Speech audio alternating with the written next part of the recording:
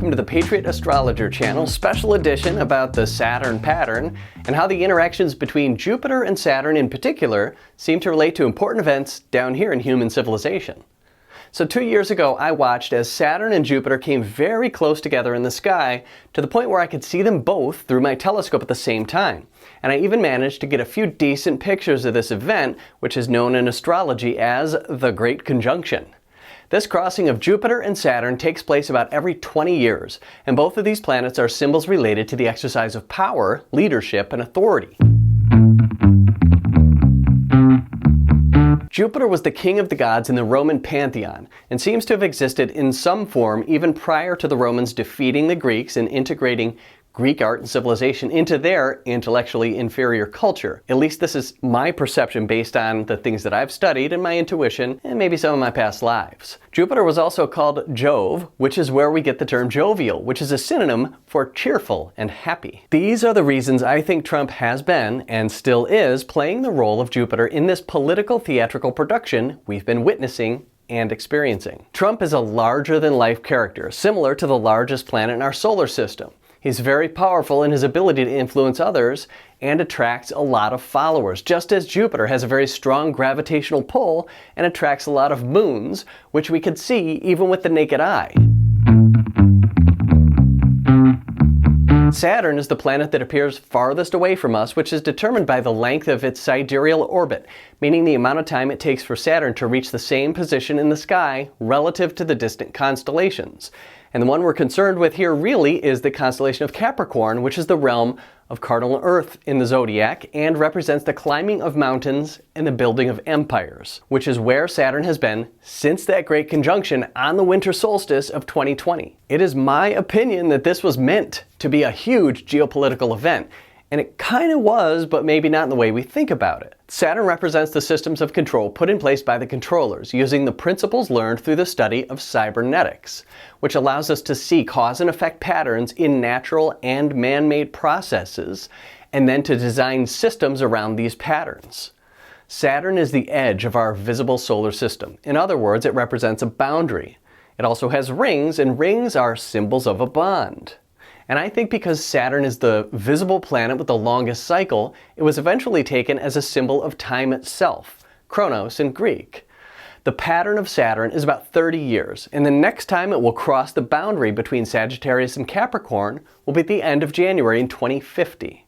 Keep that year in mind because I think that's the new target for the would-be controllers of humanity. So if I were to make a prediction, I would guess that around the time of the next conjunction, we will begin to see and feel an aggressive push to implement a plan for total world dominance and control that really began a long time ago. The Great Conjunction will take place on October 31st, Halloween, in the year 2040, in front of the constellation of Virgo, the realm of mutable Earth. So if I had to guess, I would say there'll be powerful people in positions of authority at that time who are going to try to convince the people of this world that altering the human form, probably through the mutation of our DNA, is a good idea, and maybe even our only chance to survive as a species. And the rollout for that idea has already started, and it's not even that subtle. We're now in the year 2023, the year of 23andMe.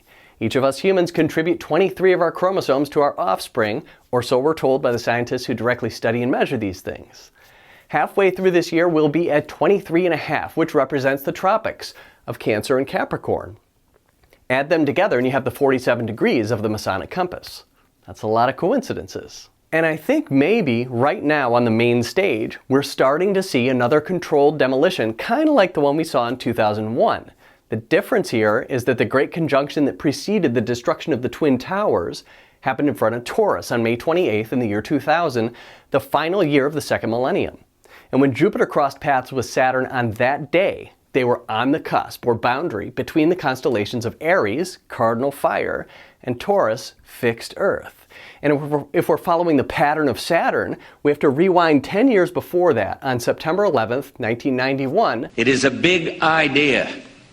A new world order. And we can see that Saturn was in retrograde at that time, moving from Capricorn back into Sagittarius in the same position it was during the Great Conjunction of 2020. The Saturn cycle is the symbol of control, and the Jupiter cycle is the symbol of power. Sagittarius is the realm of planning, while Capricorn is the realm of empire building. On September 11, 1991, the stage was set for the 30-year cycle that would follow, with the objective of total world dominance and population control by the end of 2020. So I think this deep state cabal might have been planning to attempt some kind of electronic Armageddon with the whole Y2K propaganda, maybe to wipe out the unsustainable debt bubble they created through the manipulation of the stock market. It doesn't seem like they convinced enough people, though. I think they had hoped to create a lot more fear leading up to this event, so nobody would be surprised when all the computers shut down for a while.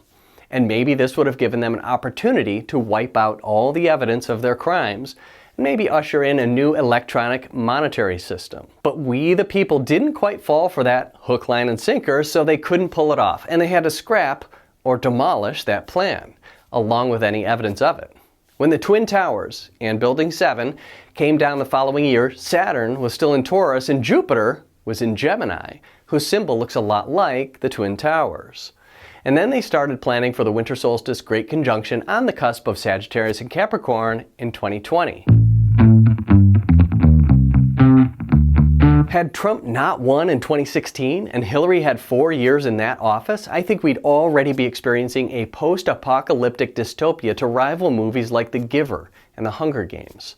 I think Trump and the people who helped him win in 2016 totally messed up what was known as Agenda 21. And I think when that happened, they already knew that they were beat and they started planning for the next conjunction. What I think we're witnessing now is the controlled demolition of the 2020 Plandemic and Population Reduction Program and the collapse of the structures around it, such as the CDC, the WHO, and the Biden crime family with its ties to Ukraine. Saturn is about to leave Capricorn and move into Aquarius now, where it will be until February of 2025.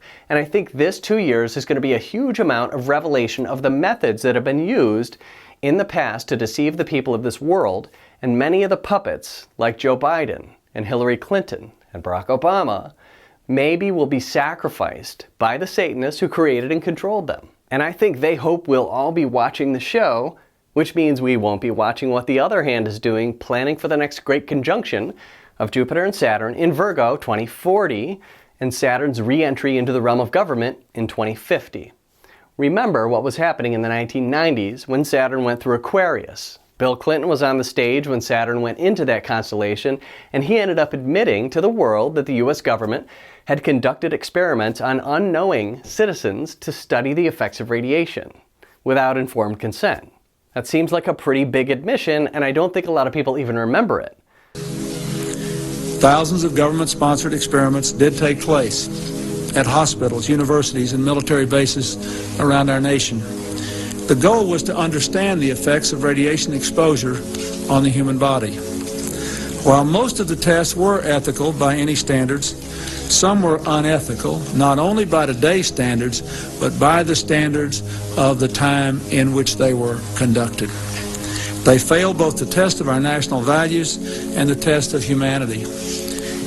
Informed consent means your doctor tells you the risk of the treatment you are about to undergo.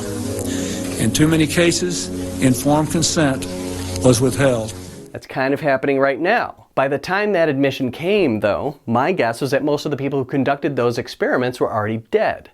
And this is why I think Pfizer recently wanted to keep its research hidden from public view for 75 years. But that seems to have failed.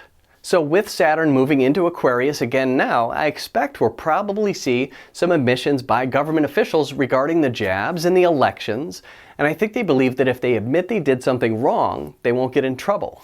You can kind of see that happening a little bit with the Joe Biden classified documents. People are saying Biden is cooperating, so that proves that he's an honest and trustworthy man, a good guy, as opposed to Trump, who they've already decided is a liar and a crook, so anything he does is automatically wrong. Kind of laughable. So what can we look out for moving forward? Saturn will move into Pisces in February of 2025, and this is when the previous control systems should dissolve back into the sea of consciousness, the Higgs field, where human imagination can be applied to formulate a new plan or a new future. And if the bad guys are going to be planning for their new control grid agenda, then the good guys need to plan for their own future. The battle here is a battle for the awareness and belief of the masses. Another way to look at that might be the battle for control or at least influence over the collective unconscious. Saturn will move into Aries in April of 2028, when the new plan will be born and brought forth into the light of public awareness if the below follows the above. Saturn will enter Taurus again in the summer of 2029, when the plans will be implemented into physical reality. I would expect a push toward vaccine mandates or real ID or implanted chips to happen between the summer of 2029 and the summer of 2032, which is when Saturn will move into Gemini, the mutable air realm connected with Mercury and the intellect. This, of course, brings to mind Elon Musk and Neuralink. I expect the push for Neuralink to take place from 2032 until 2034, when Saturn will transition into the realm of cardinal water, Cancer. After that, I'm not sure what to expect as of right now, but I think this gives us plenty to think about over the next couple years. And if there's one theme here, one important idea, I would say it's the idea that physical reality, our physical bodies and beings, are important. Your body is your property, and it was a gift from the Creator himself, or Mother Nature if you prefer. The alchemical perfection of the one thing occurs when it's brought back to Earth. Distill your thoughts, detoxify your body, subdue your passions, protect your DNA, and enjoy the show.